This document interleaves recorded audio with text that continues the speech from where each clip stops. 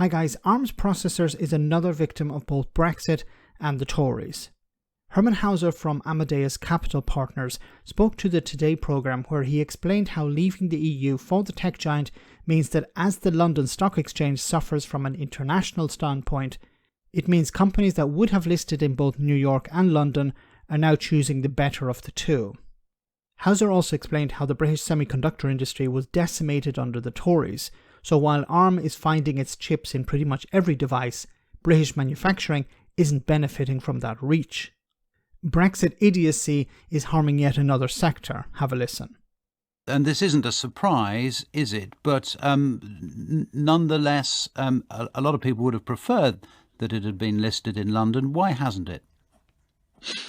Well, it would have been taking ARM back to where we were before, before it was bought by SoftBank with a dual listing in London and in New York. The problem is to go IPO on two stock exchanges at the same time is an enormous amount of work. So the administrative effort, is double. And the fact is that New York, of course, is a much deeper market than London. And partially because of the Brexit idiocy, of course, the image of the London Stock Exchange has suffered a lot in the international community. But are you saying that as a result of Brexit, or partially as a result of Brexit, there is just less money to be raised in London? I think that's correct. However, ARM, of course, is a UK company, arguably one of the more globally successful technology companies in the UK, and there is a lot of support in the London city for ARM. So it would make a lot of sense for ARM to at least have a secondary listing in the London Stock Exchange eventually. How much extra money do you think can be raised by doing it in New York at this stage?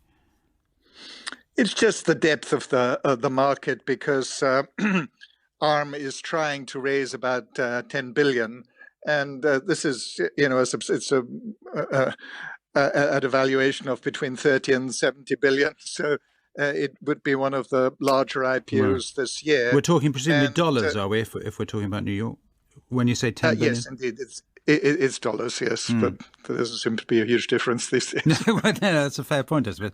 But about sort of eight or a bit more than eight billion pounds. So, but this is a size of money. This is an amount of money that could not have been raised in London. Do you think that's the case? I think that's correct, yes. What difference is it going to be making, though, for ARM, which, as you say, is still a British company, still hugely important in this country, and, of course, the wider infrastructure, the wider ecosystem in this country, which the government is so keen, it says, on having here, chip manufacturers, chip designers. What difference immediately do you think that boost of money for ARM, assuming it gets it, will make? Well, it just solidifies the position of ARM in the global ecosystem that it has managed to create over many years. ARM has become the dominant microprocessor company in the world, outselling Intel 20-1. At least in the number of processors being sold, and completely dominates the mobile phone market, as you know, and also the embedded market. There are 10 or 20 ARMs in every PC as well.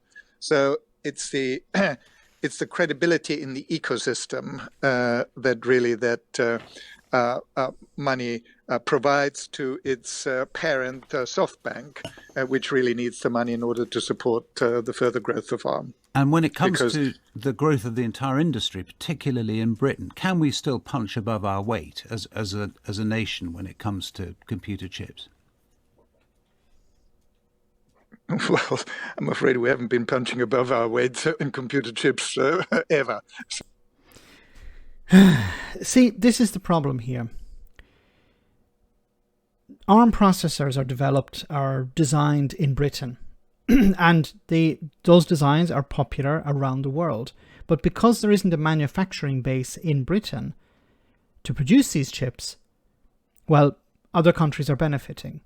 So, for example, later in this interview, he talks about how, well, the United States is a center now for semiconductor production, manufacturing. China, of course, and the European Union to a lesser extent. But Britain has been left behind. So it's been left behind in two ways here because of Brexit.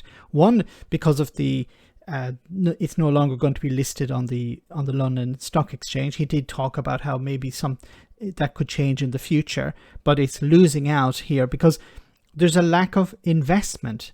There's a lack of belief that Britain is a place to invest in because of Brexit.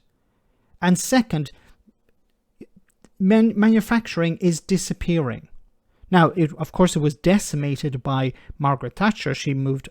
She decided we're not going to manufacture anything. We're not going to build anything anymore. We're going to focus instead on services, and particularly the City of London. That's going to be our powerhouse, and it worked for a while. But now, as a consequence of Brexit, we're seeing it ebb away. So on the one hand, you have Brexit damaging manufacturing, and on the other hand, you have Brexit damaging the City of London. As he pointed out, ARM processors are inside pretty much every device. And if you're not making them, you're not making the real money. You have to be manufacturing them. And unfortunately, what's happening is the great minds in Britain are designing the products, but they're not being built in Britain. So the Exchequer is not taking advantage of that great opportunity. Now, why isn't there more manufacturing in Britain? Well, because if you want to import goods, it's more difficult now because of Brexit. If you want to export them, it's more difficult. But of course, getting access to the workers you need and the investment you need is also more difficult now that the UK is outside the European Union. So, as we talked about before, this is going to centralize in three main blocks: the United States, the European Union, and China. And the UK can't be a member of the United States, can't be a member of China, so the only option left is becoming a member of the European Union. And at the moment, neither main party want to talk about that. UK manufacturing could come back, but of course it requires the UK rejoining the European Union. Let me know in the comment section, guys, what you think about all of this. As always, your comments are greatly appreciated. Thanks a lot.